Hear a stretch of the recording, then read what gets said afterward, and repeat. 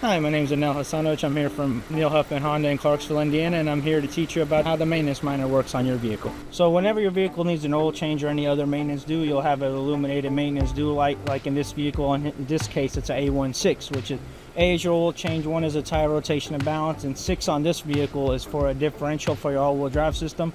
But a 6 can also indicate a transfer case service, which your Passport Pilot has on and ridge lines. Now you can also get a A1, 2, 3, 4, 5, 6, and 7. So your 2 is an engine air filter and a cabin air filter. Your 4 is your 100,000 mile service, which on our 4 cylinders it includes your spark plugs, your valve adjustment, and your serpentine belt. On our 6 cylinders, it's the same.